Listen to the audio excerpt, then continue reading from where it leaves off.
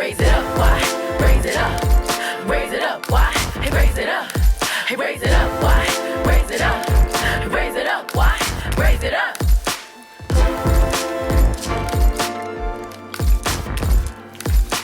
North side, raise it up. South side, raise it up. East side, raise it up. West side, raise it up. Raise it up, raise it up, raise it up, raise it up, raise it up.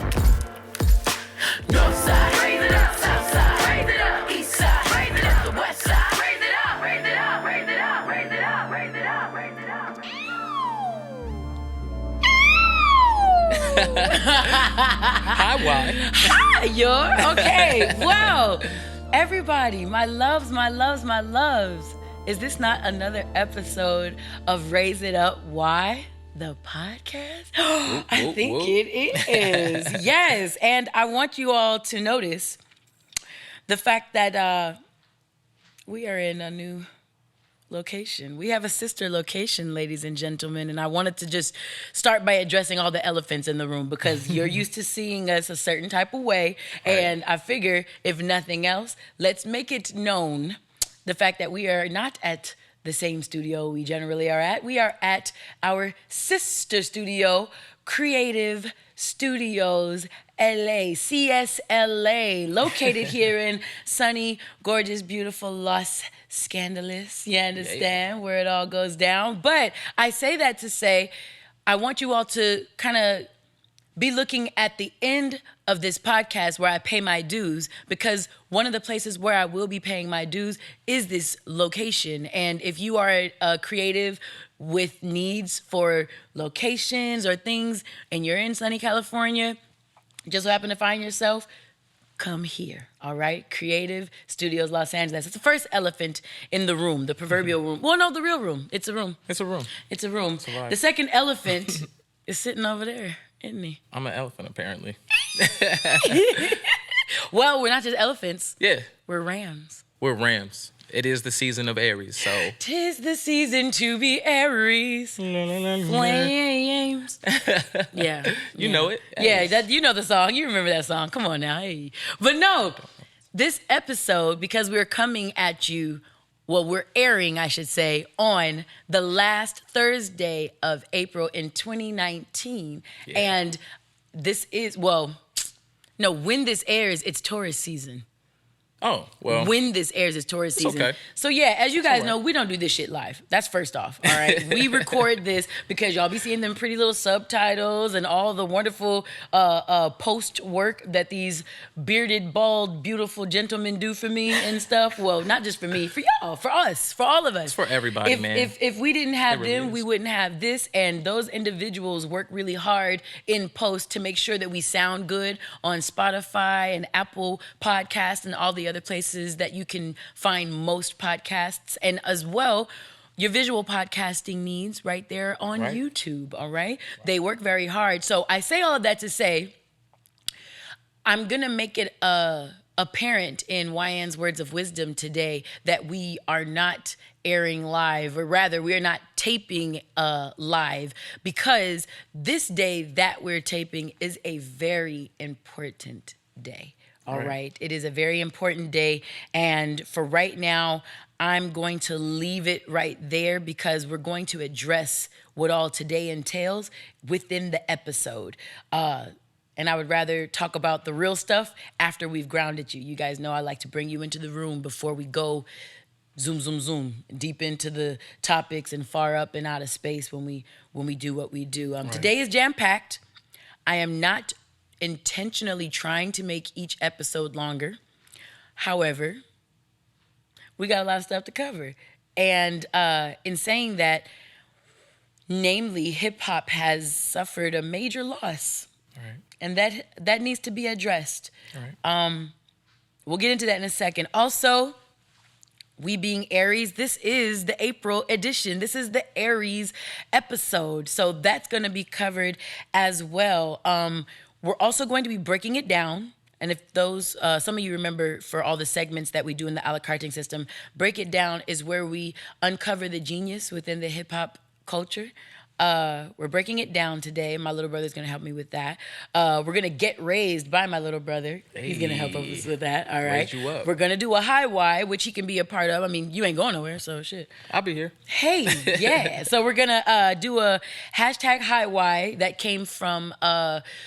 I do a sound creators series at 1500 Sound Academy, and this last one was so dope. We didn't get to cover everything though. Oh man! Because when we were doing what I already had assigned, right? Like the conversation got so good, and all these awesome questions. I think questions are sexy. It came up, a lot of questions came up, and we're literally going to only attack one today. Of those questions? We're not going to attack it. Of the questions?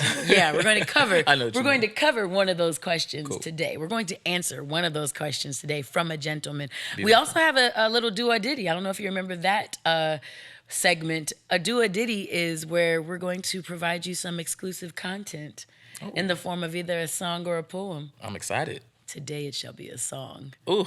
I'm not going to excited. do it live. Okay, so, but you will hear it. Cool. That's all we have planned today. It sounds like a little, it is a lot. Of course, we're going to wrap up today's episode with Wyann's words of wisdom, paying the dues, giving you some dates for the future, and getting up out of here. But before we do all of that, you guys know how we do. We got to ground y'all first. Yeah. So let's get ready to be grounded. So if you're listening on the podcasting systems and not watching on YouTube, you already know the deal. Get comfy wherever you are. Get in your skin. Okay, close your eyes if you need to. If you're driving, please don't. All right, it's not safe. I'd love you. I'd love you. I'd love if you could take a moment to be here with me. Hear and listen to my voice. Feel your feet. Wiggle your toes. Touch on your nose. Just recognize simply that you are here. Breathe a breath in.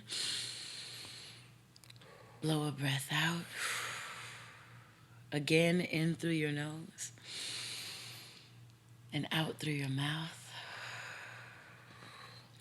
Take a moment to own this miracle called life. Just that you're breathing and winning by living this life. Just by spending this time with my voice right now, you're investing into your betterment. Sit with that and feel proud. And welcome. Let's go up. Let's raise this up. I feel it very important to ground ourselves today because there's a lot going on in the world of hip hop. And today, as you'll hear more about in Raise It Up, in Wyann's words of wisdom, today is the day we lay physically to rest the great Right. Nipsey fucking Hussle. Yes. This gentleman is currently, I think as we speak, making his victory lap around Los Angeles. Yeah. After his memorial service that was so humongous. The boy was so big. Yeah, he was. That to memorialize him, Yeah. it had to happen at the Staples Center. Right. Where we, I don't know, have fucking basketball and hockey games. Yeah, exactly. You know what I mean? Like, this is like really, really big. This whole segment right now is called Break It Down. And like I recapped in the intro to today's episode, Break It Down is a segment that I literally designated for the purpose of uncovering the genius in hip hop culture. Right. All right. Right. And sometimes that's done in lyrics. Right. And you know, explicating people's lyrics and what they've written and the meanings behind what they've written for us and what implications they have sociologically for us in the now and in the future. But today, I didn't want to do. I was gonna do a Nip song. Okay. I was gonna bring in his lyrics sheet and Okay. go over that. Okay. I think that's limiting. Oh yeah. I don't want to mean, just talk about one song. I understand. Yeah, can I see don't how want to that just could be talk limiting. about. Yeah. I don't want to just talk about one song. Instead, I want to talk about legacy. Yeah. I think this gentleman was creating a legacy that was unique to someone like him, because I don't know who else in, I don't know, politics, an elected official who went to school and maybe was a lawyer and now they're a senator and then maybe, a president or a judge or something like that. I don't know that individual could have the same impact because of the fact that they came from, this gentleman talking about Nipsey Hussle, came from the dirt, came from the concrete, came from the concrete jungle, as we call it. Right. And got the notoriety to the point where some of my students, my assistant in particular, was showing me that nations were memorializing this man. Yeah. You know what I'm saying? I want to know, a lot of you know that this podcast, especially if you listen to last episode, it was begun by the inspiration and the encouragement of Black men. Some being my students, some being my peers in the world of hip hop.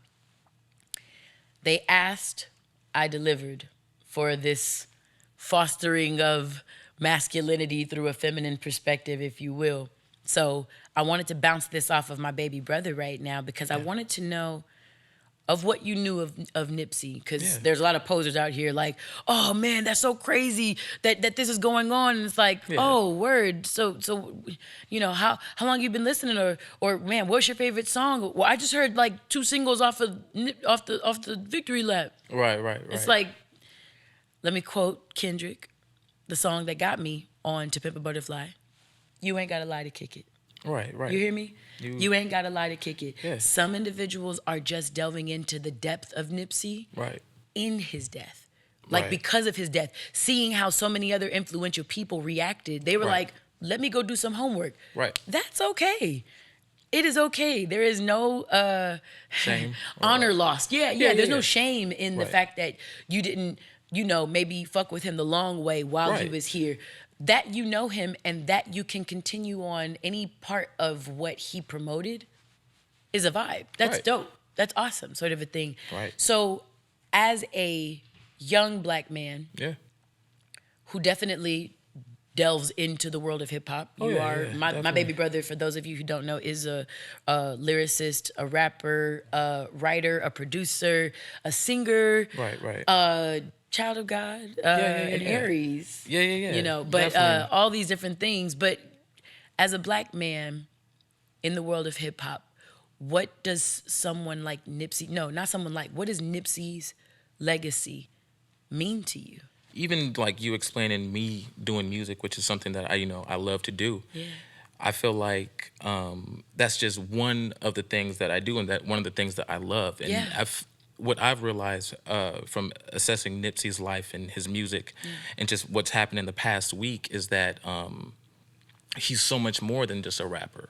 And that's the thing. Like, usually I'll introduce myself to people as like, I sing, I rap, I do these different things. Yeah. But the beautiful thing is when it comes to Nipsey, there was so much more to him. Yeah. His impact meant so much more to music, to like any song that I've ever heard of Nipsey's, which I always really love Nipsey's voice. I loved his approach to beats. I love his whole swag. Yeah. But once I realized the stuff he was doing for the community is when I really realized who Nipsey was. That's the capital for me. And I think that's what it comes back to, is us realizing with everything, all of our talents, all of our creativity, what we're supposed to be doing with all of this. And the why the fuck do we do this? Yeah, like why? What is it for? Why do we do it? Like, if we're really doing it for the people, then why?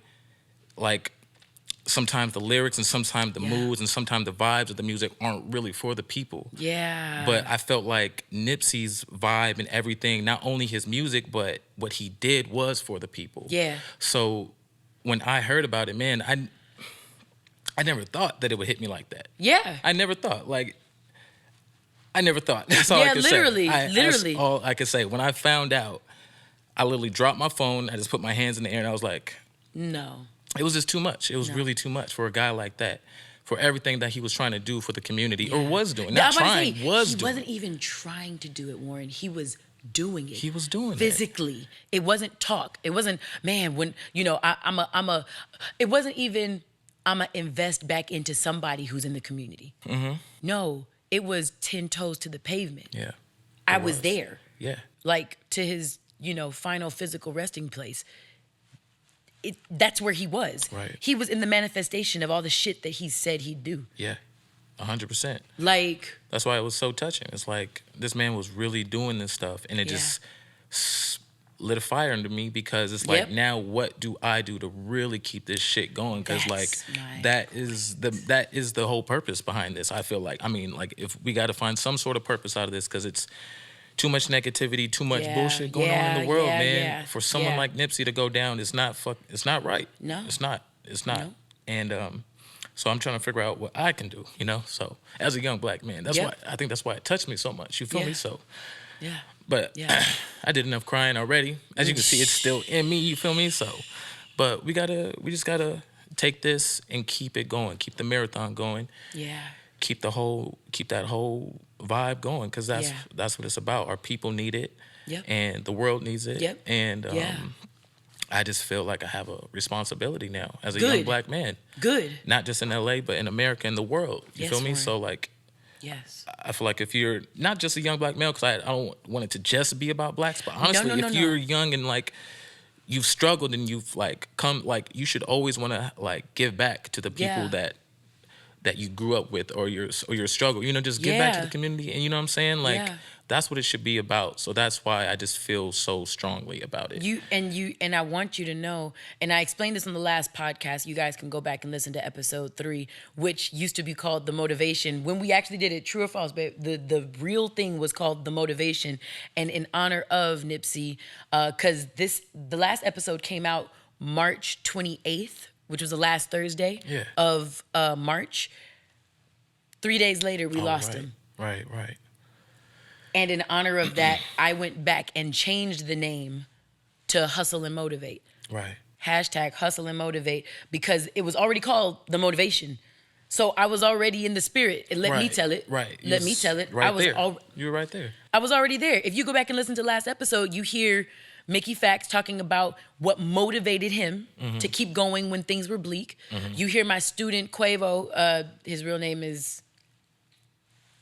So many nicknames, you can't remember the real names. Jaquevis Harmon. Quavo, I'm so sorry, guy. I am so sorry. But I know you're Quavo.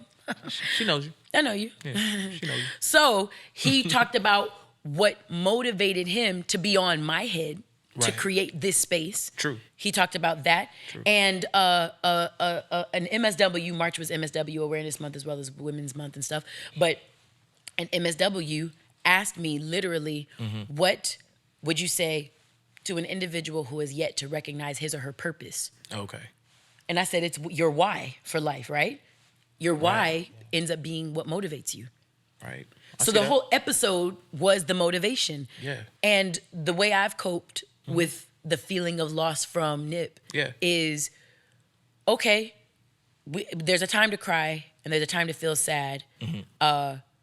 Where I'm at is my social worker tendencies kick up and in, and what I say is, okay, what can happen now? Right. How do we turn this, what feels like a tragedy, into something awesome?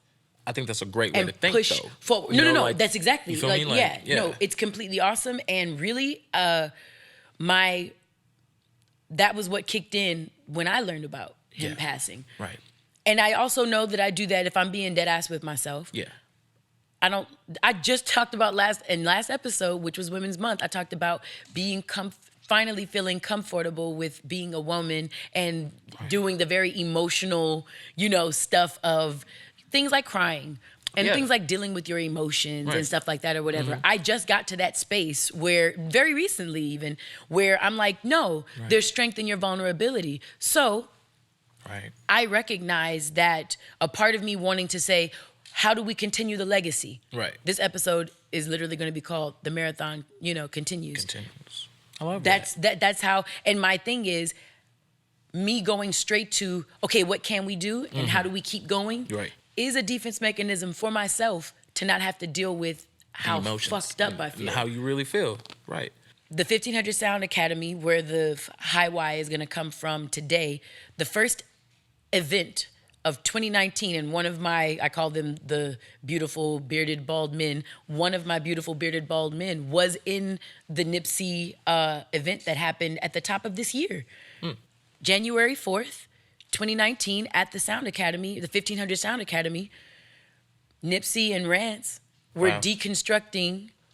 I mean, it was almost like it was like such a caveat. It was such like a jewel. Like, it was like, thank you, God, that serendipity you allowed to happen. That's beautiful. Where we get to sit there and listen to this man drop jewels in his own voice, in his own, like from his own, you know what I'm saying? He can tell you where the motivation came for Hustle and Motivate or Dedication, or he actually didn't talk about either of those songs. I just thought about that. He talked about Double Up. He talked about Young Nigga. Okay. He talked about, but it was coming and stemming from what people were asking and which songs he, chose and things like that. Gotcha.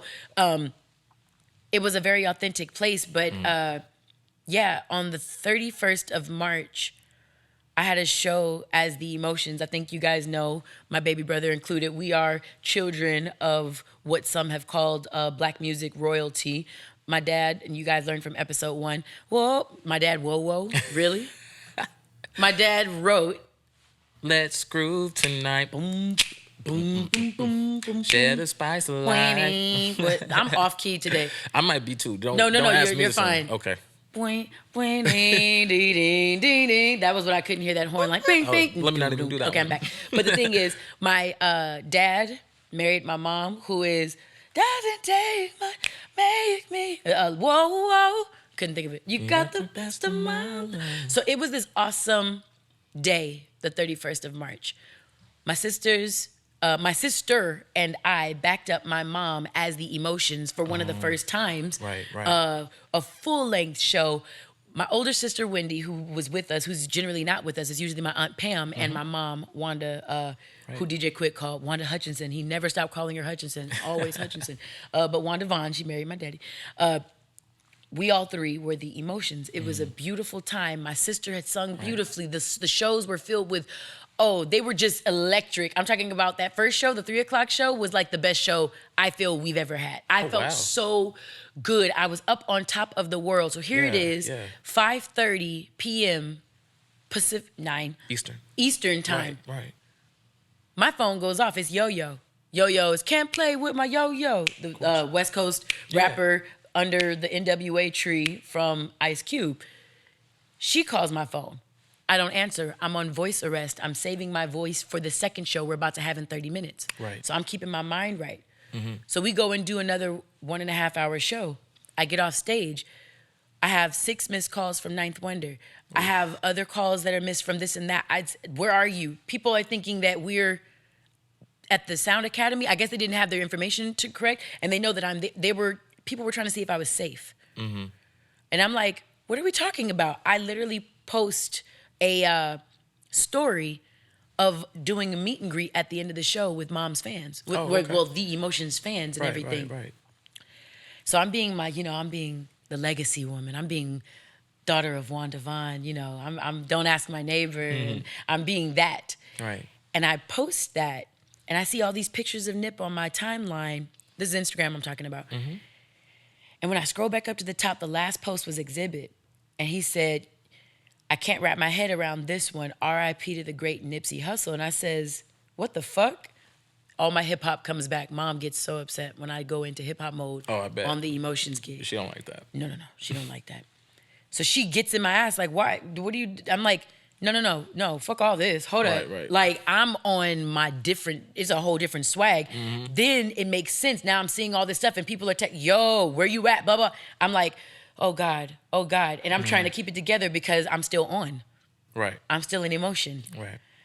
So here I go back to taking these pictures like, what is happening? What is going on right now? Right. The last couple pictures happen. We get in the limo car, whatever the driver, go back to the hotel, which is literally 1 minute away from the venue. It was so close. Mm-hmm. And I get in the elevator. Wendy sends me upstairs. My older sister, she sends me upstairs because she sees I'm about to lose it. Oh, I break it down. I break down in that elevator. Man. While the call is going through to Ninth Wonder. And I'm like, what? He gone, man. He gone. Yeah. He gone. Why? He gone. This is Ninth. And I'm just like, I couldn't even speak. And that was just the beginning of a line of texts and calls to Exhibit, to Pooh, to all the men in this industry that Exhibit's uncle calls me the princess of positivity.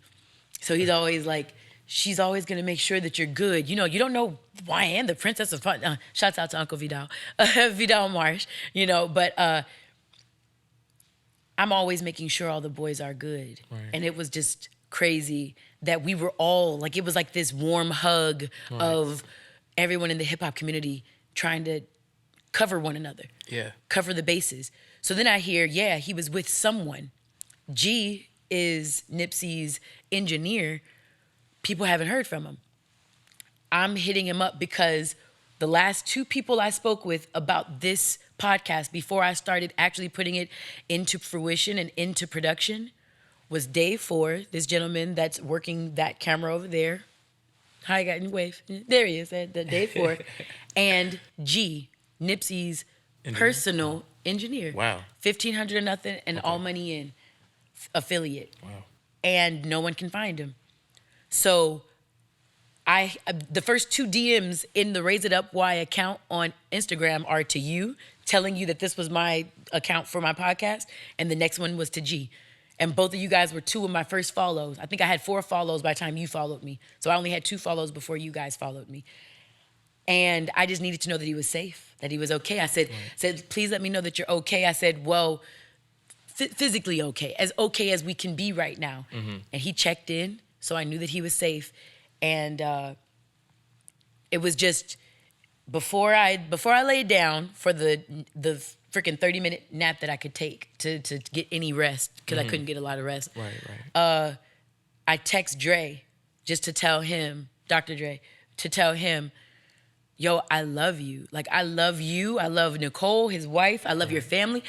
Right. We don't say it enough. And I said, I know you guys get tired of hearing it from me, but guess what? I'm going to say it again. You're going to get tired today. You're going to get real. Everybody going to get tired of Wyann's and positivity and love today. All y'all going to get tired today. Yeah. He FaceTimed me. He said, you good? I says, what's good? He said, yeah, I know. Right. What the fuck? I said, I don't know. We just sat there. It was so much silence on this FaceTime call. We're just, Like, what do you say? I said, man, that's why I had to just call and tell you that I loved you, man. I just need you to know. He said, man, we love you too, all right? We love you. Like, this is going to get better before it gets worse. I said, I know it is, but it was just, there was this mute button on the world for me. So, I'm pretty sure this is the shot heard around the world to hip hop. You know what I'm saying? Like, this is something everybody's going to be able to say, oh, I know where I was when I found out. You know what I'm saying? Like, it's definitely one of those. Yeah.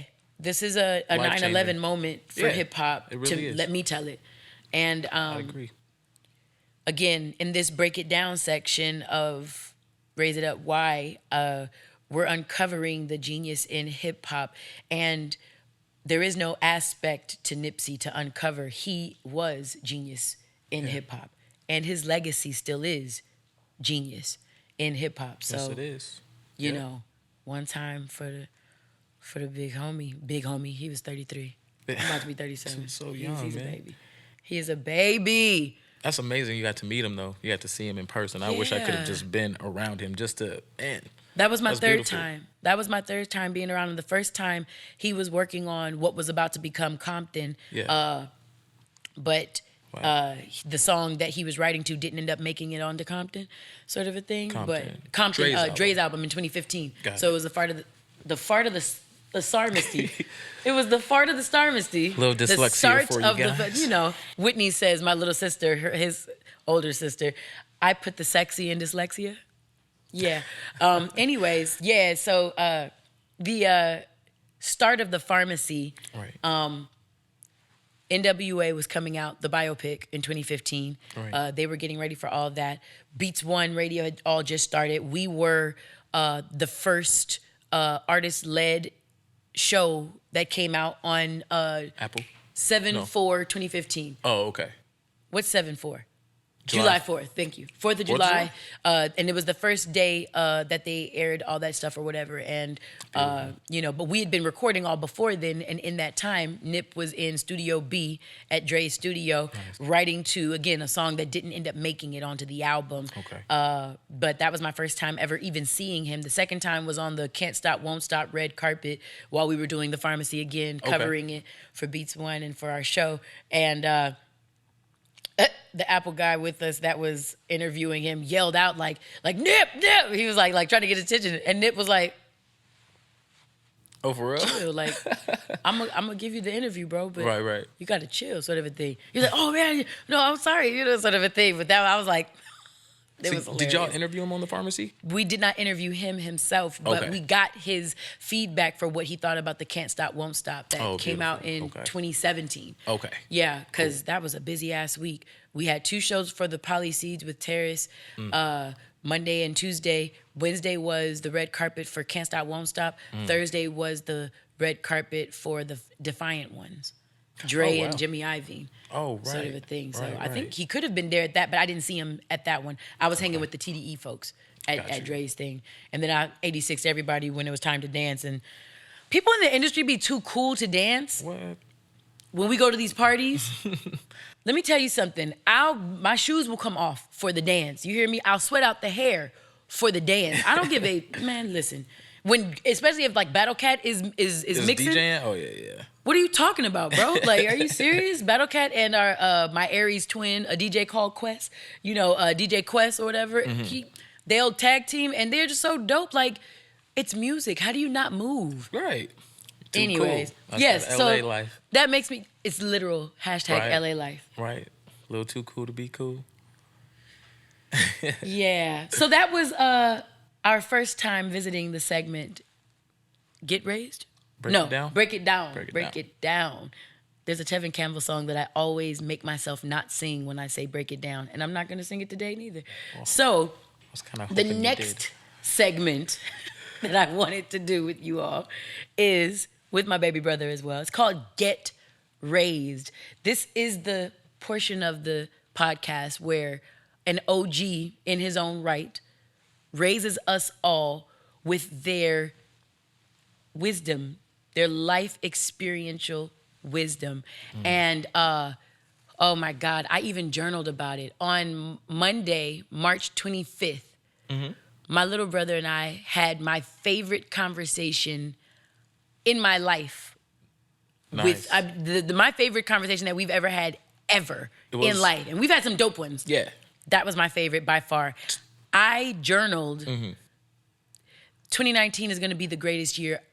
I don't care what happens. Ooh, I love that. That's what I said. You said that on March 25th. On March 25th. Wow. That conversation was so unexpected.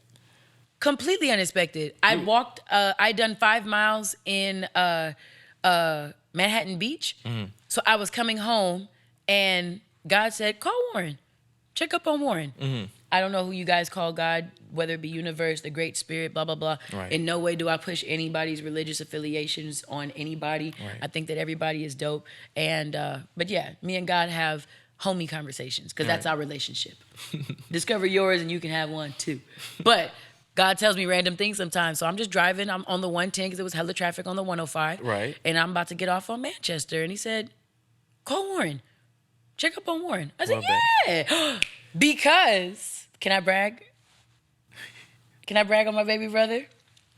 Uh-oh. Who just got accepted to Cal State LA? I did.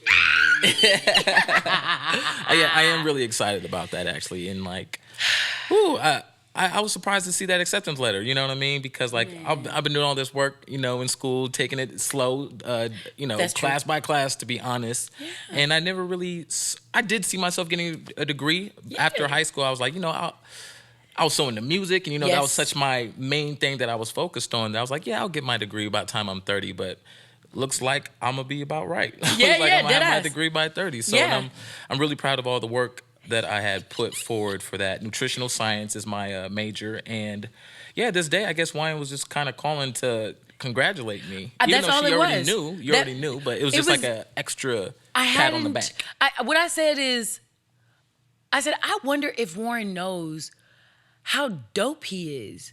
Like when I say dope, I'm talking about like people look at for people who aren't from LA. People look at Cal State LA like, oh, you got in Cal State LA, whoop-de-doo. Especially when people went to Long Beach. Go Beach. Yeah, my assistant is over there. She went to always Long Beach.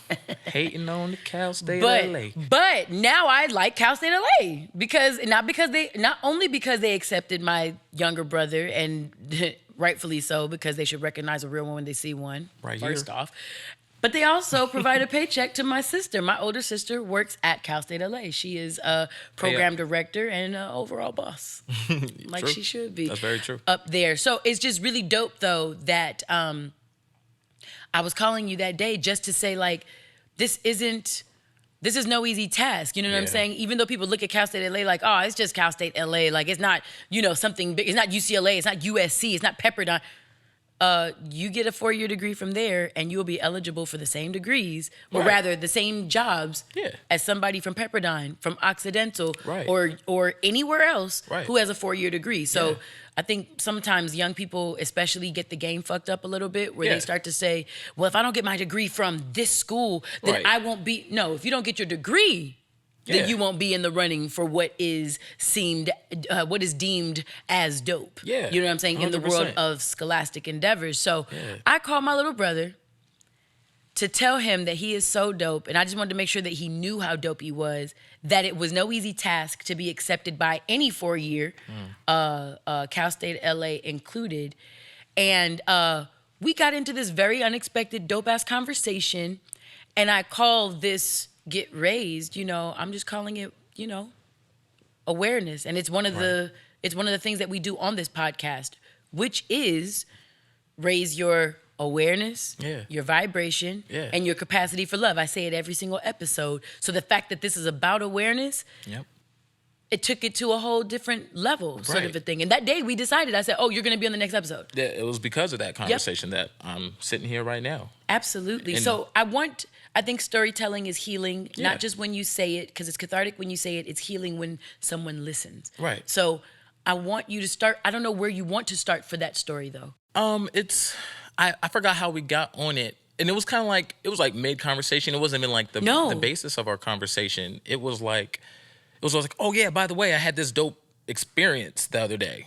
And that's So let's see if we can recreate it right quick. I said, Waren, you're so dope. Did you know how dope you were that you got into Cal State LA? Oh, Right. thank you, Wyann. That's so. I'm fast forwarding.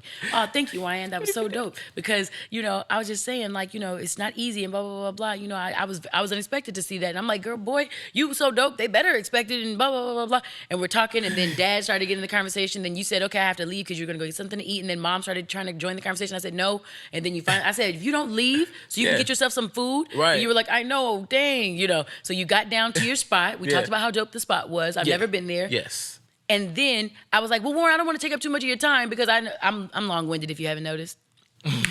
I'm long-winded, but it's because I'm thorough. You understand? So when Very I'm thorough. thorough, I like to leave people with no questions Right. at the end of what we do so that you have maximum understanding for whatever you're doing and everything. So what happened was we were about to get off the phone and I was talking about Raise It Up. Why? We were just talking about just Yeah. good, just positive stuff in good general. stuff. Yeah. I And think it might then- have even dived into the business that I'm planning to start in the summer that it's actually already started. That's exactly what it was. So we're just talking about just a lot of cool stuff because you're saying this is so dope that like I know we have already like appreciated and talked about you getting your degree or going to get your degree and getting accepted, but just an extra pat on the back just to remind you like this isn't an easy thing. So I think it was like all based around that. Yeah. And then it got to the point where I was like, oh, Wyann, I had this really, really cool experience the other day because we were talking about Raise It Up Why and overall awareness and just cool things like that about lifting your vibration Warren, and things I know what like it was. that.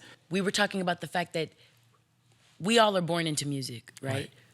But what I was telling you was don't feel like, and this happens with creative learners a lot. I remember. don't feel like you're giving up on music just because you're placing your focus on your scholastic endeavors. Right. Don't feel like you're abandoning music or like, man, I'm missing ground with music. The fear of missing out, FOMO. I don't want to feel like I'm not doing music because I says, music is going to be here. Music is everlasting. Even in Nip's case, your music will outlast you. Yeah. You know what I'm saying? Music is eternal. It is. Don't worry about that. Get what you're focusing on now accomplished. That's only going to add content to what you talk about in your music to make it even doper. And we had that's where we were about to get off the phone because you said, Wyann, thank you for that. I needed to hear that. A part of you needed to hear that, I think. Yes. Now go. It was just the fact, because going to school and doing music, whatever it is you're trying to do, when you feel like you just don't have enough time, there really is enough time if you find a way to just manage your time. You know what I mean? It's all possible. And it just came to the point... we started talking about awareness a little bit, and I'm trying to see. I don't want to miss anything on talking about the school and the music thing because I do think it's really important for people to know that it is very possible. And in the time that I've been going to school, I've realized like how much extra time there is. I made it work for me, really. Like, a lot of people may feel like they need to take a bunch of classes at once. There's a lot of people, students and friends of mine at school that felt like, man, like I'm just falling behind. I'm 21 and I'm barely doing this. And I'm 29 now. Right. And looking at these younger people like, man, there's really no rush. You have nothing but time. Like, if you got to take it a class at a time, 2 classes at a time per semester, do that. Like, do what works for you. If you got to still work and make some money, do that. Like, there is enough time because if I had that mentality when I was 18, 19, 20, 21, 22, all those ages, I could have been doing music and I would have had my degree already. You know what I'm saying? Just from taking one class, maybe I would have had it at 24. But even if I would have done it at the pace that I'm doing school right now, I could have had it by 24 or 25. Right. But now that I'm doing it, I started at 25, now I'm 29, getting ready to go into Cal State LA. Yep. I look back at 25 to 20, I'm like, man, like all this space in between, there was so much time to just record and do music. And the time is actually there if you make the schedule work for you. I love it. So I definitely wanted to touch on that because it's possible. It's very, very possible. Absolutely. And I found this liking into the sciences that I'm taking right now. You end up finding that maybe there's other sides of you that you've maybe never explored. And then you start falling in love and finding new passions. And then when I start thinking about music, I figure out ways to incorporate this new passion in with my music. And it's such a beautiful thing. I feel like I'm at a higher level when I'm doing my music now. Because there's no... Raise it up. Why? Higher level. And I'm not trying to say that. It's just like literally that's how I feel. Yeah. I feel like I'm more experienced. I'm more responsible. I'm all these things. And maybe just taking that time away from music, not always trying to do music, not always trying to keep up with the times, not always trying to be mainstream and relevant with what's going on in the times. It's more so finding my voice. What do I want to put into the world? Because there were songs I was making, I didn't want to play them for my family because I felt some sort of like, this isn't really me. This isn't really Waren. Like, I feel a little, not ashamed, but a little embarrassed almost to play some of these songs. Interesting. Because like I felt like some of us, if we're creating, and especially if we're trying to create sounds that sounds like something else, we're not truly being ourselves. So we're kind of missing out. I see. There could be like this disconnect. So I definitely felt a disconnect. Got it. So now I come back to music and I feel this connection now now I'm singing more, I'm writing more. It feels better, to be honest, now that I know that I'm creating for myself and not to try to be like anybody else, you know? So it definitely feels better. And then right before we got off the phone, so we're talking about all that, all this positive stuff. And then I was like, Wyann, I had this really, really cool like epiphany, realization type situation where I told you I was sick. And sometimes when you're sick and you're under the weather, the beautiful thing about that is it brings you closer to God. It brings you closer to just different sides of yourself. You know what I mean? When you're down and when your immune system's down, when your body is like not feeling it. And it slows you down. It's that. And then he talked about the merry-go-round thingy. So you can tell me that after that, okay? Because that was really, really cool. I'm like, ooh, what a great analogy, like a great visualization for this. Yes. So I was in a more slow state. I was, for some reason, what was it? Like whenever I get sick, like I get a scratchy throat, but usually it goes like right away. But this time it just kept coming back. So I was sick for a minute. So I'm like, okay, only time I feel good is when I work out and I take these hot baths, right? So I was taking these hot baths, I was working out. Then one day I decided to meditate after I got out the bath. I'm like, let me just meditate and just relax and really like deep breaths, everything you're saying, deep breaths, and really like get in tune, like get back in tune with myself. And all while I'm like meditating on love and awareness and all these different things, I'm looking around my room. It's so silly because I have a dream board in my room, and I've had this dream board since maybe like 18, 19. And I have all these really positive words on there. Love yourself, surprise yourself, what I think is a huge thing. Passion, love, joy, all these cool things. And I looked at the word awareness. I was like, and I'm like sweating still. I'm like breathing hard. I'm like, oh, awareness. I'm like AWAR. I'm like, oh, award. I'm like, that's dope. My name is almost in the word awareness. Then I went to the letter E. I'm like, oh, then I went to the end, and I was like, my name How is do you in the spell word. your name? Tell them how you spell your name. One R, which is even crazier. Like my name only has one R for a different reason. My dad and my mom, they got really creative with Wyann, Whitney, Wendy, Warren. It was Dad's fault. Mom didn't mind. So they took an R out of my name. They took H's and E's out of Whitney's name. And Wendy's ends with an I. You know, and then they made the fuck up out of Wyann. They made Wyann's name. Yeah. But in that moment, I'm like, I've meditated on awareness. I've gave speeches on awareness. I've done so much with the word awareness that I never noticed that my name was in the word awareness. And it just really just helped me realize man, sometimes when you slow down, when you take a step back and you're able to just reassess yourself, which is so important, you realize something's there that you never even saw before. A word that you've dealt with your whole life, and then you just see it in a different light, a different perception, different. And then that really, really helped me with my overall internal healing. I'm like, I got awareness. Like I'm in the word awareness. So I gotta always be aware. I gotta always be aware of my moods, my feelings. And I'm not perfect. I'm not saying I always am. I'm just saying that it just let me know I gotta be a little bit more. Wendy uses it. It starts with a D. I'm trying to think, but just a little more purposeful, deliberate. Yes. Deliberate with what I'm doing and being aware of the energy I'm putting out, whether it's music, whether it's my business, whether it's this conversation. I want us to be a little bit more deliberate and aware, be myself in the word awareness. And being present right, is one of the ways in which you do that. Yeah. You know what I'm saying? You when you're a deliberate creator, and again, Dave Ford knows about my sound creators series and the idea of being a sound creator. It's creation on purpose. Yes. It's creation from a sound place, a grounded place, like who and what I am here right now, right this moment. Right. And being able to be and create from there. You know what I'm saying? Right. Not looking at what somebody else is doing and then creating from over there. As if you have power over there and not in your own damn body and skin. Yeah. This is like, that was my favorite story. It was great. It was a great realization. It was a great conversation, and it sparked some of this today. And the fact that this podcast already exists for raising your awareness, vibration, and capacity for love, which is knowledge. Right. He was talking something earlier when he said about surprise yourself. I function under the guise of you only have the capability to surprise yourself when you don't fully know yourself.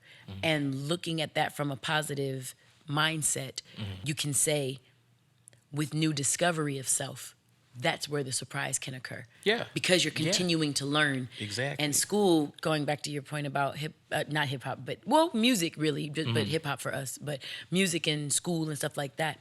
School is one of the safest places to reinvent yourself or to invent yourself. Right. Or to discover yourself, you know? So it's just, I wanted none of those points to be muted by, everything that we just kind of brought up and everything. And I'm pretty sure that any of you who was in this present moment with us could get raised by the fact that my own brother can look at the word awareness and recognize his name within the word. How many things out there do you look at every day that you don't recognize you're in the center of? That's where I'm talking about. And going back to the hugeness of the physical loss that we experienced in hip hop, bro, let's talk about the fact that so many people didn't realize how much the impact of a man named Nipsey Hussle Right. had on them. Like we discovered that. Yeah. That was an awareness that we came to. Like, Right. wait, whether it was shit. during his, reign, during his run on his marathon, whether it was during sure. that, or whether it was as a afterthought, learning and seeing how much it affected people around you, and then you kind of learning about it. Either way, you know what I'm saying? Just continuously learning. The capacity for love is knowledge, and I've talked about that every episode. I'll continue to talk about every episode every episode. So just keep going, y'all. Keep going. The marathon does continue. So moving right along. High five. Yeah. Aries brother, for that wonderful raising moment that we just had. I want to delve right into talking about 1500 Sound Academy and the Sound Creators Series. One of my very ambitious students in that room, a man named Drake, asked about individuals in the industry, especially in his experience here in LA. He was like, you know what I want to know? You want to know? I want to know why. I want to know where the flakiness comes from in this industry. Like, I've tried to write and get together with so many creatives, and what is this flakiness? This LA flakiness? It's just like he's like, what did he say? Frosted Flakes. He kept saying Frosted Flakes. I was laughing my ass off. Number one. Number two. Let's get it straight. This is Wyann from LA. You understand? I'm hella West Coast, West Side, all that stuff. Just as a caveat right here before we start this hashtag HighWhy, a lot of the motherfuckers you guys be thinking is Hollywood are, what do they call them? Implants or transplants? Transplants? Yeah, are transplants that come to LA and try to move like they think we're moving. Let's keep it 1,000. You understand?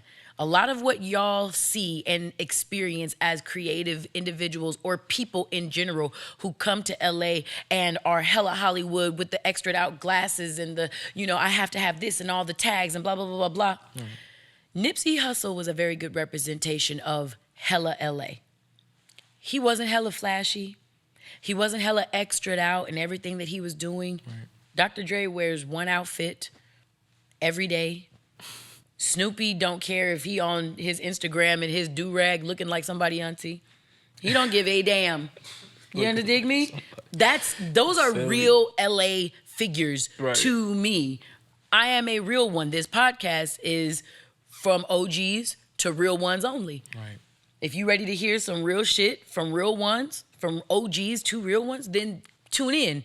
And I can offend a lot of people because there's a lot of fake people that exist. There's a lot of posers in this fucking world. In this industry especially, there's a concentrate in the industry. But in the world, there's a lot of fake ass people and fake posers. So that's no exception when it comes to the idea of what it means to be LA, or really what it means to be Hollywood. When people are being Hollywood, y'all need to stop making that association with Hollywood individuals and people from LA. People from LA are almost considered more hood than Hollywood. The Hollywood people that flake you out a lot of the time. I'm not saying that we're incapable of flaking people. LA people can, like anybody else, flake you, not come through, fill in the blank. But when I go back to some of these people, when I start asking for names, I love that. Cite your source. I tell a motherfucker fast. Cite your source. Well, they said, who is they? Cite your source. Cite your source. Who is you talking about? Well, really, I don't know. Okay, so you just listening to whatever. Right. You listening to any idea that went out in the internet. Are you crazy? On this hashtag HighWhy, ladies and gentlemen, learn no sooner that the difference between LA folk and Hollywood folk a lot of the time is where they're actually from. And a lot of your Hollywood folks are people who come here LA dreaming, looking at how LA people naturally just cool. We go to the beach because it's cool. We don't need to be on our Instagram snapping it. Right. We just go because, nigga, it's 20 minutes away. We're not intrigued by the beach. We appreciate the beach, but we're not intrigued by it. Right. So start to watch some of what people do, and you'll notice who's a real one and who ain't. First off, but answering you, Drake, and anybody else who has an issue with the authenticity of individuals, especially in the world of creation. He had a few questions around the flakiness and being a working person, a working creative, dealing with flaky people and different stuff like that. He was like, how do you remain joyful? How do you remain happy through the process of people flaking you? That was one. And how do you not like face it head on? How do you hold someone accountable to something but without going hard on them? So I wrote that down as how to be compassionate within confrontation. Okay. Compassionate within confrontation. So it's a two-part series here. Got you. Remaining joyful through what he called personal trauma, because I'm looking at the notes here. But remaining joyful, one is keeping everything in perspective. If somebody is a flake and they're flaking you out, one, if they have a good reason, then let that be their reason. You know, the Bible says love covers. You know what I'm saying? So allow your love, which this podcast attempts to help you keep up, allow that to cover their transgression. Because it might be you that flakes on somebody when you have a hit record. And then somebody gonna look at you like you a flaky individual. You know what I'm saying? Or, you know, not just when you have a hit record, when you get a placement or when you buy your new apartment that you really enjoy. Like, you might have a reason that you need to flake on somebody. I hope you would communicate, though. Don't actually just, right? I think that's what it is. It's a communication thing, isn't it? Communication thing, yeah. Yeah, And I wonder, but I've seen that a lot too in LA. I mean, I hear people that come out from LA that say like, why is everyone like in LA like flaky? It's like a LA thing, you know what I mean? But I don't know. Maybe it's part of that allure of trying to like be something that you're not. Maybe it's all playing into that. True. You know, and it's like, I don't know. True. I really don't know what it is. Yeah. No, I feel to remain joyful in your endeavors for creation and stuff like that, to remain joyful, bro,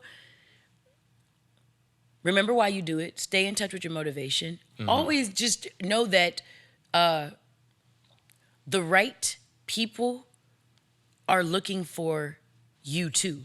That's true. Right? Very true.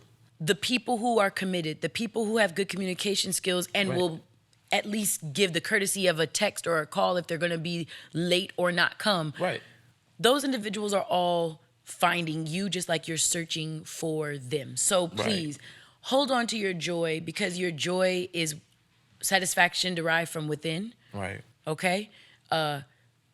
Hold on to that. Don't let nobody steal that or take that sort of a thing. And it's don't yours. take it personal. Maybe. And maybe don't also take it personally. Maybe don't take it personal. It's that person's deal or whatever. This is telling you something about them. Right. It has nothing to do with you. As long as you keep pushing and you stay true to what it is you're doing. You know what I mean? I feel like that's a way to just kind of focus on you and keep your joy, opposed to worrying and thinking about whatever it is they got going on. Absolutely. And that right person, whoever you're supposed to meet, you will find them. You know what I mean? Because LA is so big, yet small, but I'm just saying, like, everybody's doing this music stuff. You'll find the right person or the right connection as long as you stay true and you're promoting yourself and you're doing your thing. You know, you might get a DM on Instagram or someone hits you up on your YouTube page and it just, it may take a little more time, but don't let it discourage you. Do not let it discourage you, because it is on its way. What you're looking for is searching for you as well. Yeah. That's what I'll say about the joyful piece.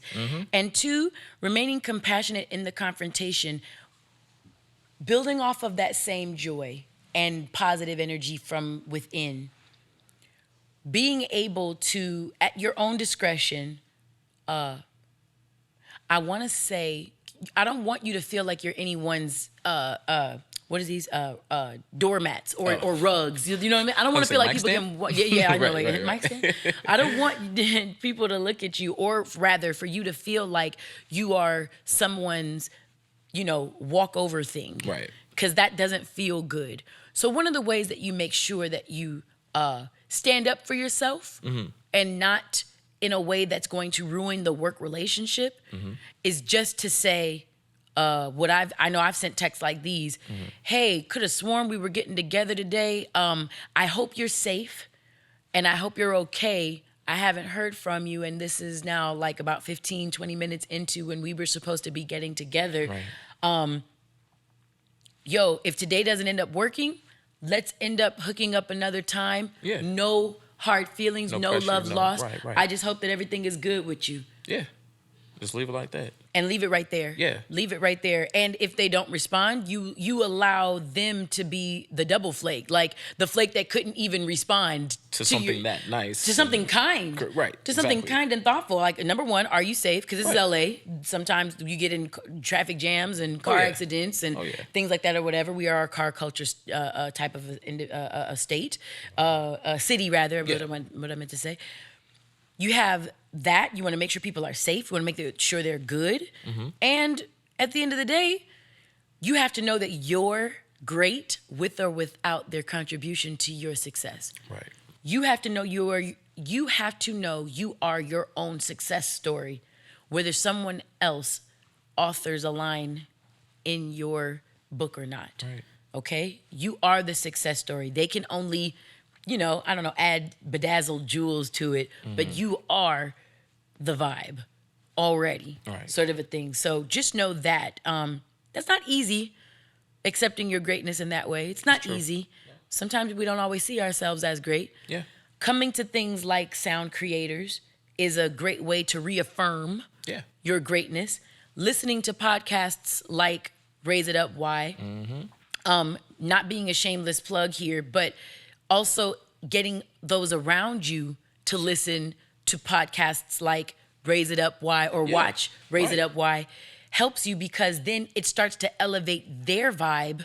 So now what you're doing is you're creating your own support system right there wherever you are. Right. You don't have to be in LA and come to the 1500 Sound Academy if you live in South Dakota. I don't know where you might live, you know what I mean? Sort of thing. Wherever you might be, wherever you are, you can start to build that community of support right there for yourself. Right. You know what I'm saying? So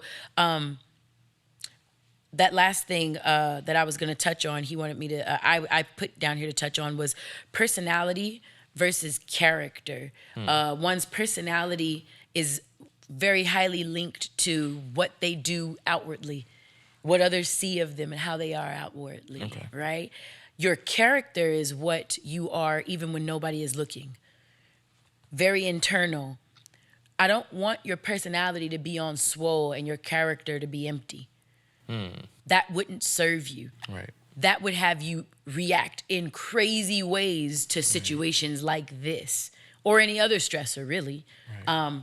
So make sure that your character is intact to the point where you feed into and invest into your greatness, your self, your love, your high flying vibration, so that your character is on point.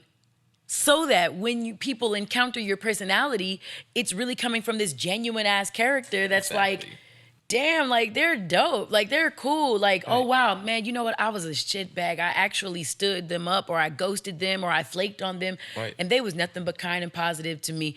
And let's say years later, months later, weeks later, they might, once their vibration raises to that space where they can own their shit, they might come back and say, bro, I have to tell you something. Back in 2018, back in 2019, in 2011, I didn't make it to this place, and I was so ashamed. One of the main people why people run from things they don't own up to. I felt so ashamed of the fact that I left you hanging like that. By time I wanted to say something, I thought it was stupid to say something. It was too late. I felt so embarrassed. And that's really why I didn't. Not why I didn't show up, but it's why I never made things right. Can you accept my apology? I would pray that conversation can happen, once a person bigs himself up and realizes what he is. Also, I want you to make sure that your self-identity is intact and that you're not getting you and who you are convoluted with the roles that you play. Erik Erikson, a human developer neo-Freudian, calls this stage of life identity versus role confusion, okay? Having your identity intact and not confusing it with all of the roles that you play. Somebody who might be in their role confusion state says things like, do you know who the fuck I am? Guess what? If the plane was going down, nobody would care who the fuck you was. Because we all dying. We all going down. First class, everybody that got to board first. Ooh, I can't stand that. I wish airlines would just call it what it is. Like, everyone that feels they are more socially important, please line up first. Use the left side, not the right. Right. The right side is for the peasants who couldn't afford to feel like they would give us extra money, Right. so that they could do something that everybody's going to have to do at the end. Just get to the next stop safely. That is so funny. Everyone, please, if you are important, please use the left lane. Sometimes that's how it feels, though. But that's All times that's how it feels. Even when I'm in that left lane, I fucking hate it. right. You feel it's a weird vibe, right? I don't like it. I'm also a social worker. I'm a social worker, though, that was born on the top of a hill in Glendale in high middle class, let me say, if I can be dead ass with everybody. So I love assisting those who have less resources than I grew up privileged enough to have. Right. And I will literally slit a wrist before I will throw my status Right. Yeah. Come on. into somebody. You know what I'm trying to say? Right. And I think at the airport is when you have to face everybody's status. You have to see whoever paid more money than you. Unless you gave your life to this country. Well, That's no, true. you're currently giving your life to this country because they don't even honor veterans like that. You have to Oh. be active duty. Wow. Cold game. Let me stop. Anyways, Yeah. Don't get started so with that one. getting your roles confused. Getting your roles confused is when you think knowing that PhD at the end of your title is more important than somebody looking at you in the eye because you're human and you're there in their face. You know what I'm saying? I want you guys to make sure that someone shouldn't be on time or not stand you up in this industry because do you know who the fuck I am? Right. They should honor you because you're a human who has 24 hours in a day just like they do, and you made it a priority to be there. Right. And I hope that they would make it a priority just on a human level to be there as well. Does that make sense, guys? I hope it does. Yeah. And if it doesn't, hashtag HiWy, ask a question, and HiWy is HIWY. And then also look at maybe my, I don't know, Raise It Up account page at RAISEITUPWY. And that's on all platforms, Facebook, Instagram, and Twitter. Nice. We have culminated the 3 segments I had for today, which one? Break it down. Break it down. Break it down. I'm going to do it. Break it down. I don't want nobody else to hear the sound. She said she wasn't gonna do it. I didn't do it then. She did it. I did it now. She didn't know. That was Tevin Campbell. Shouts out to Tevin wherever you are. Hope you're feeling good. Raise it the fuck up, boy. Anyways, so we broke it down. We had our break it down section. Right. We also segment. I meant to say not section. Segment. We also got raised by him. Raised you up. You know what I'm saying? With that awareness, you know what I'm talking about. That awareness that we got right there. Yeah. And we ended up rounding out the meat and potatoes of the episode with hashtag HiWy. We're getting ready to get out of here, and you know that means we're getting into some words of wisdom. Yeah. And I'm so happy that you guys have been really enjoying these words of wisdom. I actually referred 2 of my students yesterday at the college to just the Wyann's words of wisdom part on 2 different podcasts that have already happened, 2 different episodes that have already come up. Right. And it was awesome because they got to see, oh, this is something that other people deal with too. If it wasn't, why would she be talking about it, you know, on the, so it was just this awesome thing. And I'm really, really excited and happy that you guys have been really getting down with these words and stuff. And so with no further ado, I am aware that by time you all see this publication, it will be the last Thursday of April 2019. However, I wanted to take note of the fact that this podcast today is actually being filmed on April 11th, 2019.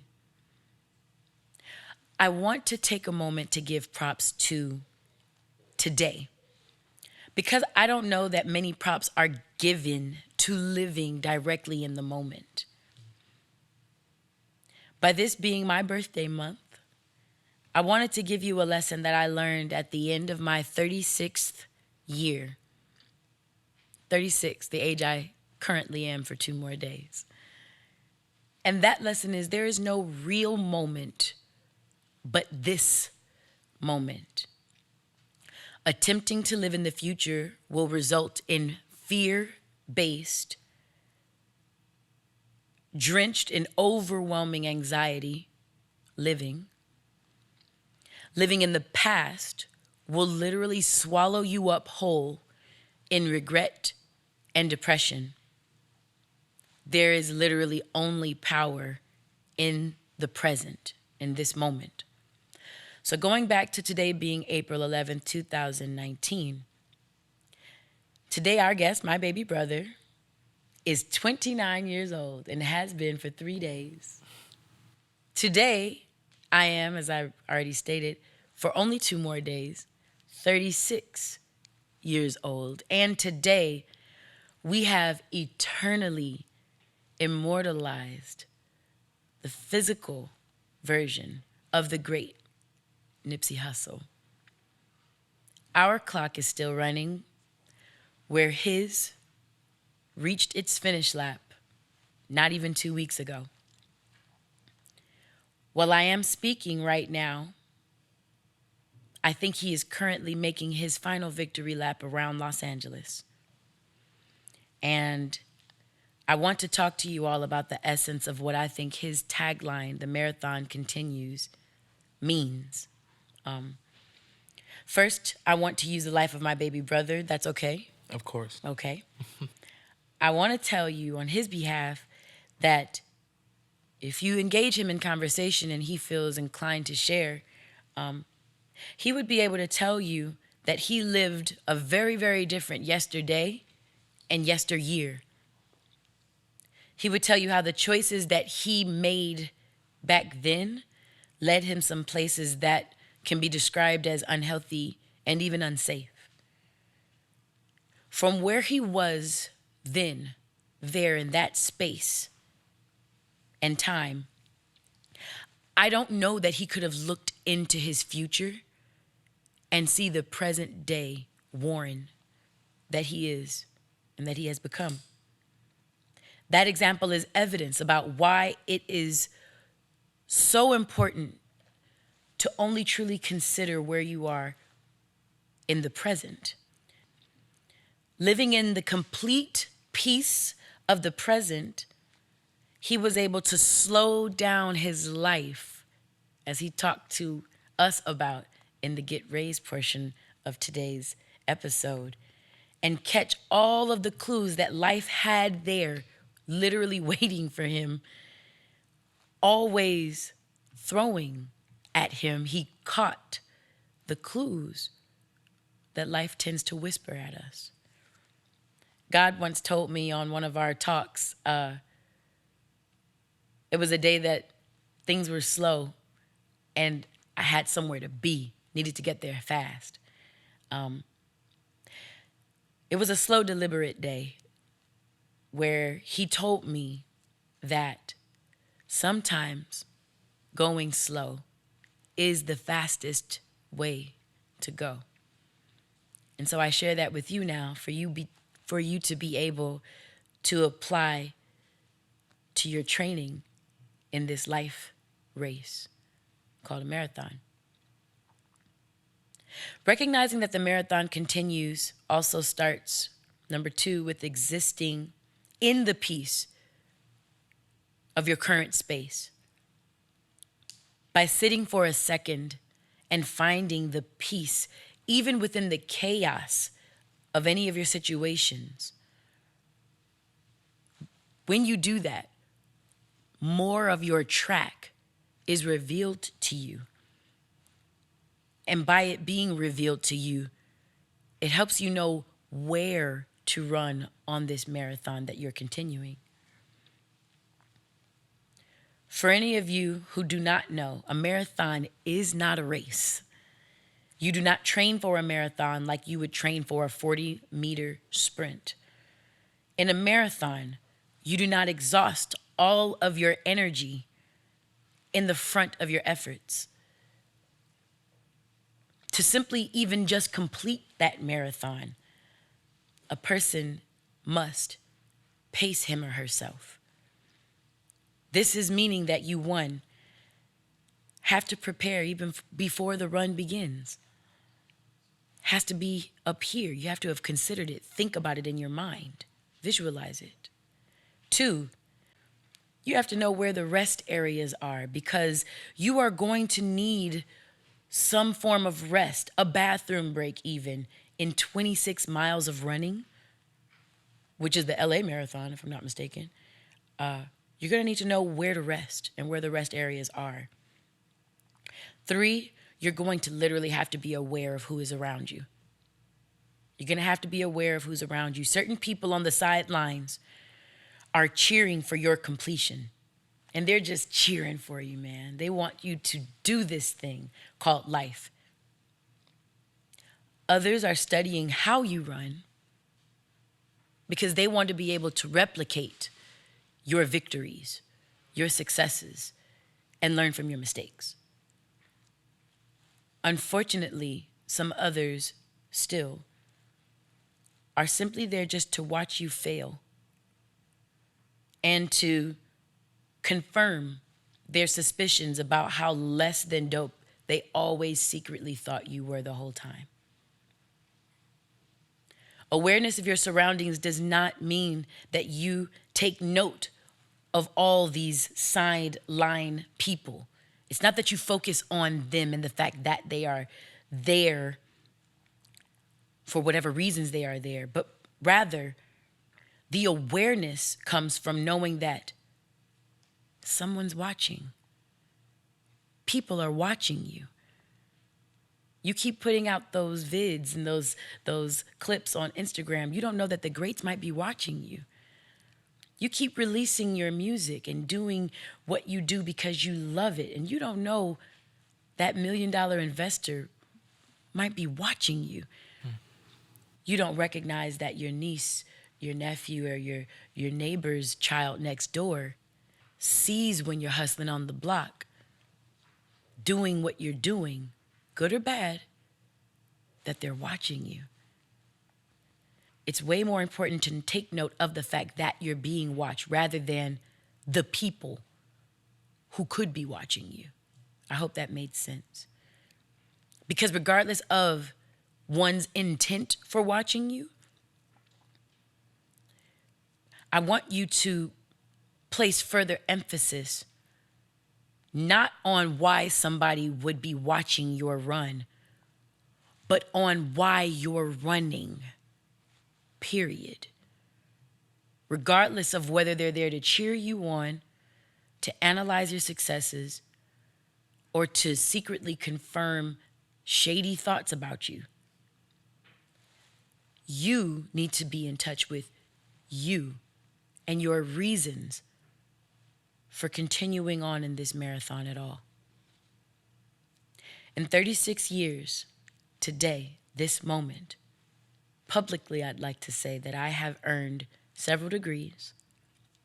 I've worked as an educator for Los Angeles Unified School District in the capacity of math instructor and parent educator. I've been a therapist, and I'm still a trained therapist, but I've been a practicing therapist during my tenure at Long Beach State. I am currently an academic counselor at Pasadena City College's Ujima program, as well as a professor. I've written songs for some of my favorite singers in the world. I've been Grammy nominated. And I've rubbed shoulders with some of the dopest, most influential men that especially West Coast hip hop has to offer. And I feel proud that I can call them my friends. All of this derives from keeping great focus on my reasons for running. I stand for love. I stand for positivity. I stand for awareness. I stand for raising it up. Not to be gimmicky, but to be honest. Being an educator, you never want your student to leave your class failing. That doesn't feel good. I never want my student to only halfway grasp a lesson. I have an assistant over there, Onet Zeleke, who probably has shared more roles with me and has had more versions of a relationship with me than any other person that I can think of, especially in a professional sense. She was my student. She was my mentee, kind of still is. She was my counselee. I counseled her academically for her to be able to go to Long Beach. She's partly a protege.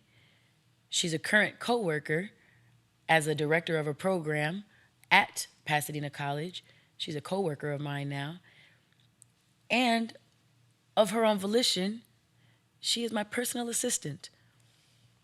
In the last 6 years, she can attest to Wyann Vaughn in all of those roles never having switched up.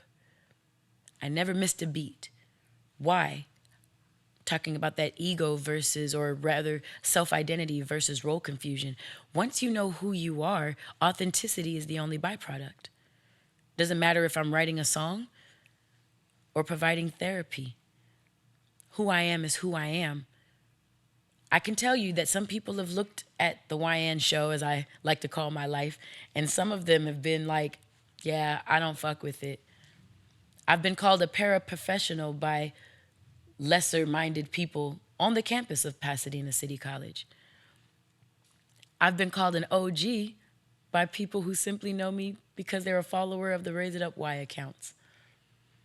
And I've been called a friend and a lover by some of the most beautiful people in this world, including the men behind these cameras, the man sitting next to me over there, and other great people in the realm of hip hop and other music. I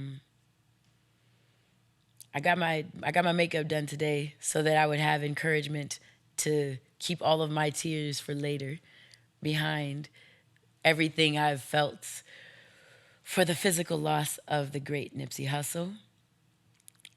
But as I said at the top of this podcast, one of the things that I do, and I'm continuing to do even right now, is really relegate and relish in and love on all of the legacy that is continuance of this marathon.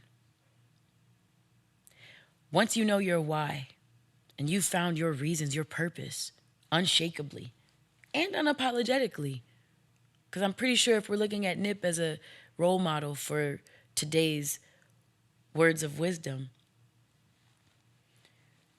there were some places he was okay with making the room uncomfy because he was who he was and other people were who they were. And if somebody was going to switch up, he would rather it be them. And that's his actual words from an interview with him, my homeboy Slink Johnson, and co-signed from the interns on a show called The Man Cave. So you guys can go check that out on Slink's IGTV if he still has it up. But yeah, I'd rather be who I am and make the room uncomfy. I'd rather make you change and have to adjust to who the fuck I am than me attempt to adjust to who I think you need me to be for a deal to go through, to be accepted by a particular group of individuals. Any of that. I want my words of wisdom today to sit with you and resonate with you because they're deeper and bigger than just the lifespan, the 33 years that Nipsey Hussle was on this earth. These words today, I want to go into the pocket of his legacy where the marathon continues. And you guys look at this 10 years from now and you be like, damn, she's a multimillionaire and she's still crazy. That's still that same Wyann. That's when I know I'll have done my job correctly in this life. And I thank you for listening. And those are my words of wisdom for today. Before we get out of here, you know how it goes. I got to pay my dues.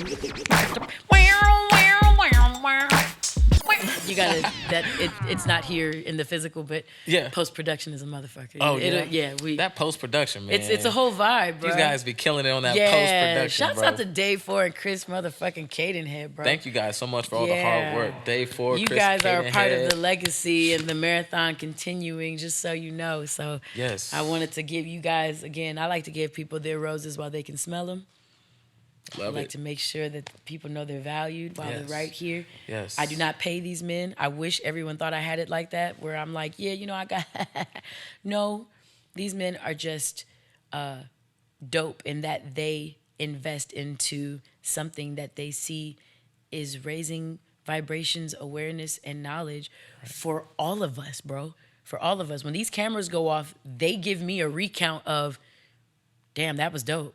Like the words, yo, that was good, sort of a thing. I'm like, thank you. I didn't do it for that reason, but when I talk about raising it up, I feel like I'm raising myself up. Yeah. If faith comes by hearing. It really does. So I just want you guys to know that. And y'all know how I do when I pay my dues. Hey. Number one, remember the scenery change. Our sister location, CSLA, Creative Studios LA. And we can do at Creative Studios LA on both Instagram and Facebook. Right. No, Facebook isn't just for old people. I don't know who told me that the other day. Stop that shit, y'all. Facebook ain't for old people. Unless I'm old. I don't know. She's like, wait. No. She had to check herself. No, you know what it is? Facebook sells records. Like, you see what I'm saying? More people buy products that are on Facebook. That makes sense. And maybe that means older people. Maybe so. We don't have to talk about that. Don't worry. It might just be it's females. Who knows? You understand? Because isn't it true? Females buy more stuff than males in the consumption, the world of consumption. Okay, so we'll say it's females' fault in a great way. Raise it up. So, yes. Number one, I'm about to show you my titties. Just one, actually. Just this one. Just one. Awkward. Just so you guys know, I want you to see something. I'm going to call her my student because it takes too long to explain who she is any other way. This young lady is named AJ. She and her mate, her partner, began a clothing line. And the clothing line, can you see it over there, Dave? Is this in the way? It says, God F's with me. GFWM. I thought that was such a dope tagline. This jacket is hers too, but it's one of one. You can't have one. Don't worry about it. She literally made it for herself, but because she fucks with me so heavy, she said, I would rather you have it. I'm like, that's dope. And I love it too. That's really cool. It's big. It's a smock. It covers my booty, so it don't be making people jealous. So anyways, GFWM, this is a clothing line that literally one of I'm going to call her my students, started with her partner.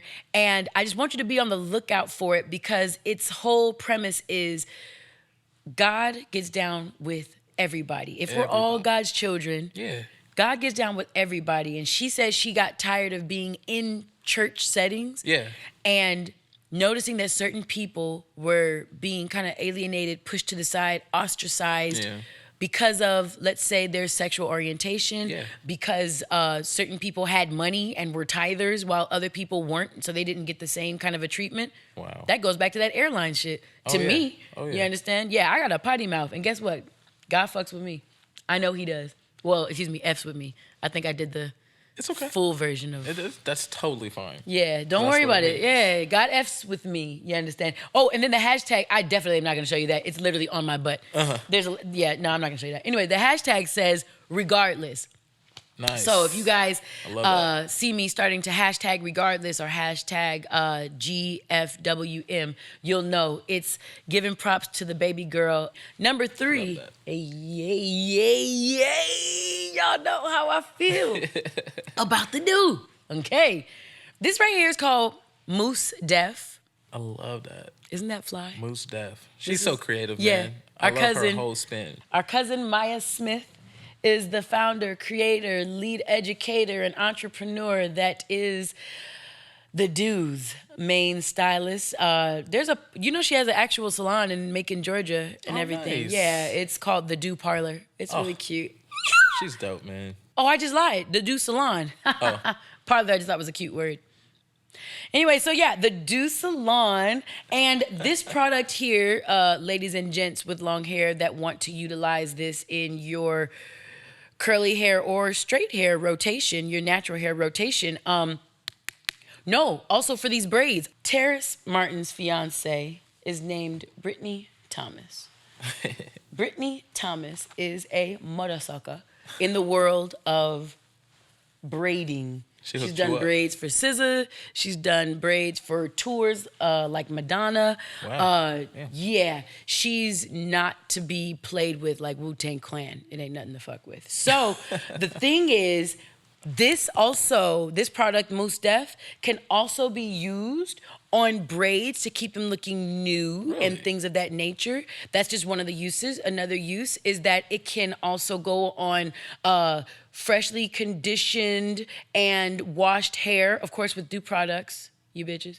And make sure that you do the whole line and everything for it to work the best. Truly, for it to work the best, you want to be true to a line, whatever line that you use, because then you can actually get the full volume of what it's supposed to do. Right. So it'll give you these wonderful curls. If my assistant wasn't all the way over there, I would tell her to come over here and show all these curls, because her curls are definitely Doux curls. And when you're going for a straight look, if you apply this to your hair before blow drying, it helps keep a little of the conditioning within your hair, as well as it's a heat protectant for blow drying. That's cool. I love the Doux. That is more than you knew. I said it like extra out last time, so I'm going to be sexy this time. I love the Doux. Y'all see I got my birthday nails. I'm not going to shout them out because they haven't paid me. But wait, these people don't pay me either. I just gotta be honest. They don't pay me. I just really like their mission, so I wanted to shout them out. The next person paid me though. Ride out, baby. Ride out. No, about ride out, baby. Ride out. That hashtag ride out life. And once you get really into this book and you start to do your own ride outs, that's a part of the hashtag the ride out effect. Effect with an E, ladies and gentlemen. I'm an educator. Let me help y'all. Let me educate y'all. Effect with an E is a noun.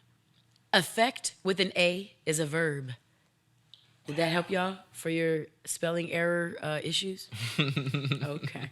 So, yes, ride out. The ride out effect is when you start to really get into your stuff. And we got some cool stuff coming. I can't tell you everything, but we got some cool stuff coming. A lot of cool stuff.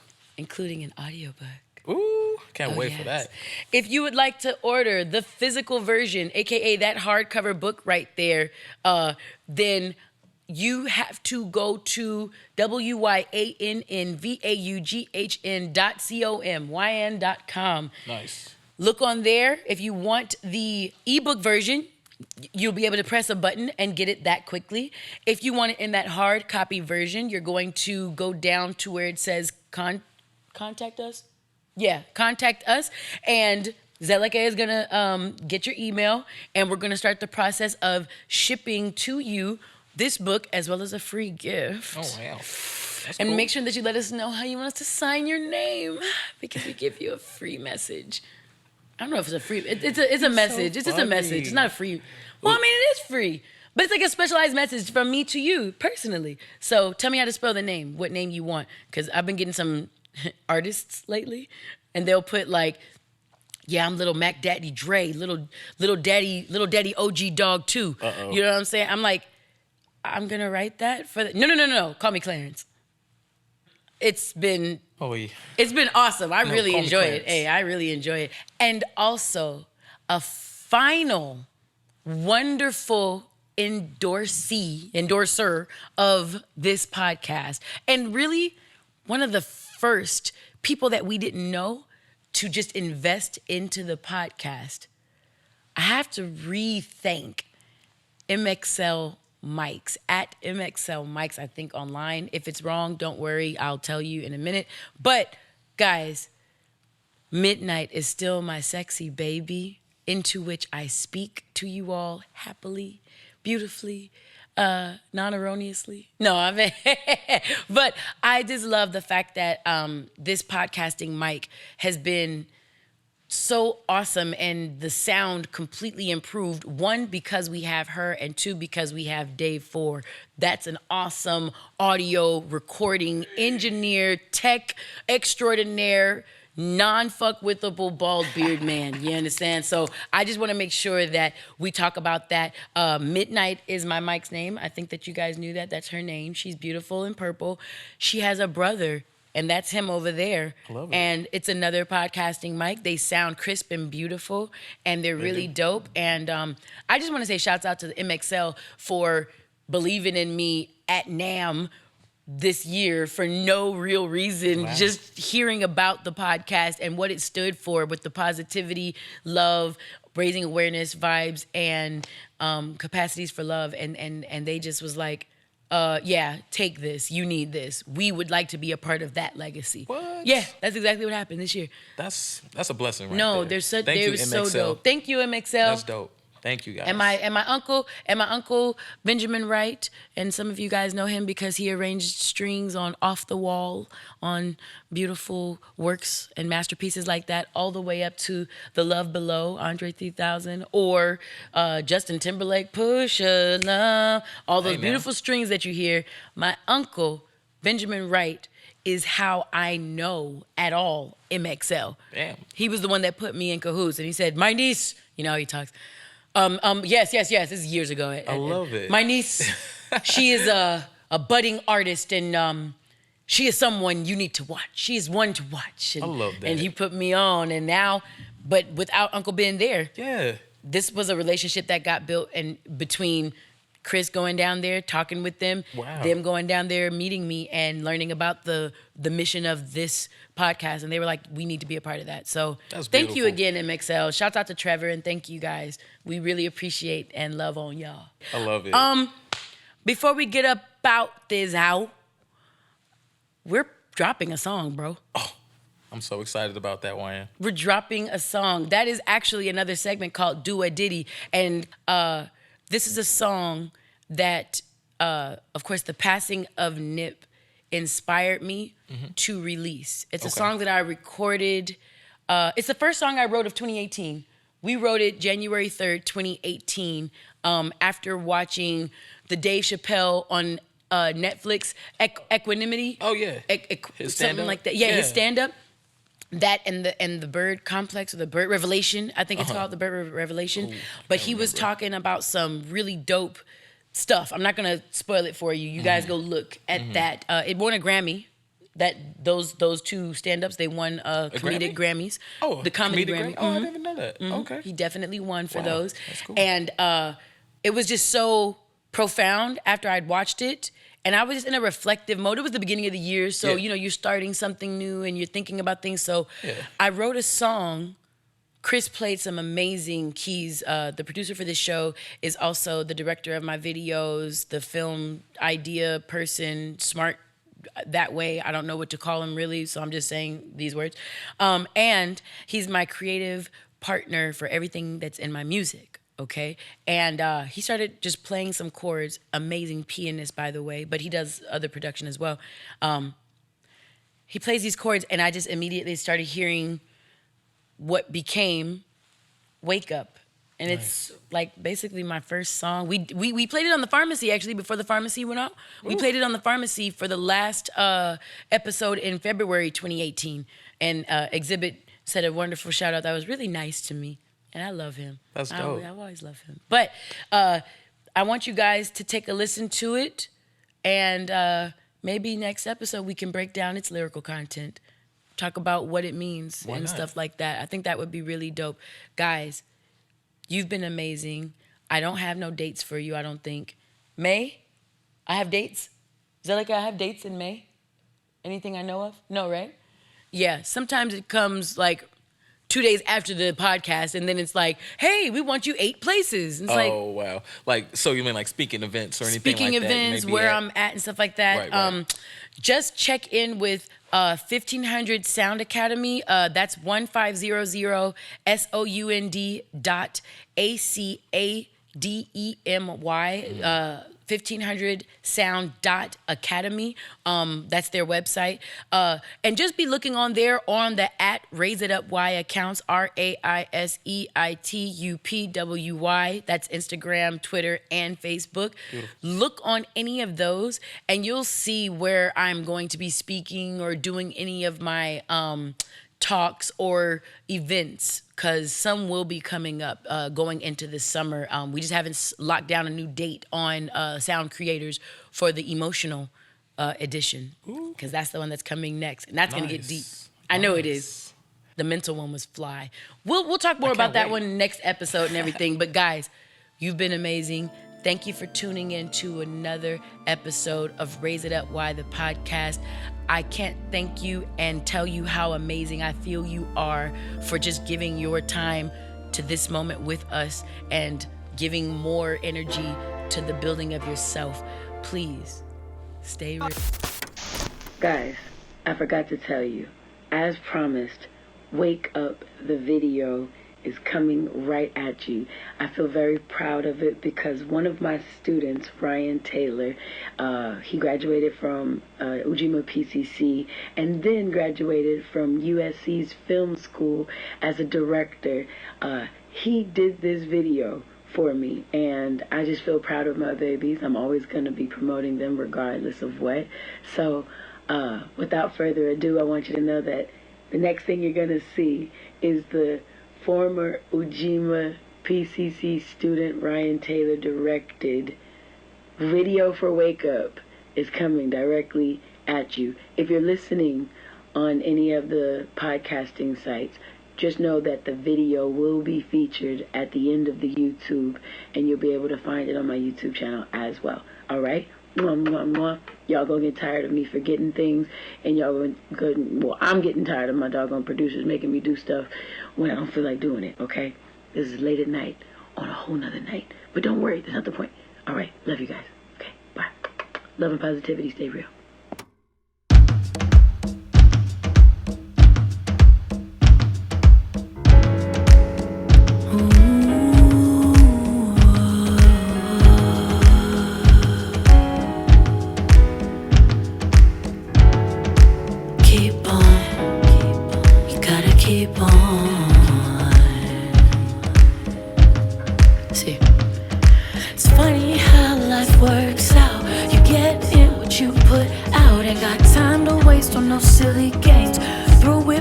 Second grade, I had to wake up. Papa told me to take everything, so girl, wake up. I got a lot of life, so keep going. I did exactly what he said. A lot of nights I lay in bed, just running math, I was counting bread. Till grandpa's voice ran through my head like, baby, wake up. They take everything that color green. He pointed to his temple and said it real simple. The only thing they can never take from me was my mental, so I chose to wake up and keep going, yeah. Granddaddy said to wake up and keep pushing, child. People listen to what I say. I share with you how I was raised to help sisters get up and close their legs, help brothers run from that early grave. My babies, wake up. They take everything, even you and me. My babies, wake up. You got a lot of life, so keep going. My daddy gave me that early game. Don't leave a lesson the way you came. And if you're getting late, then that's your ass. And if you ain't learned yet, you in class. So won't you wake up? You ain't got a thing if all you got is green. I'm pointing to my temple. Let me tell you real simple. The only thing that they can't take from you is your mental. So you better wake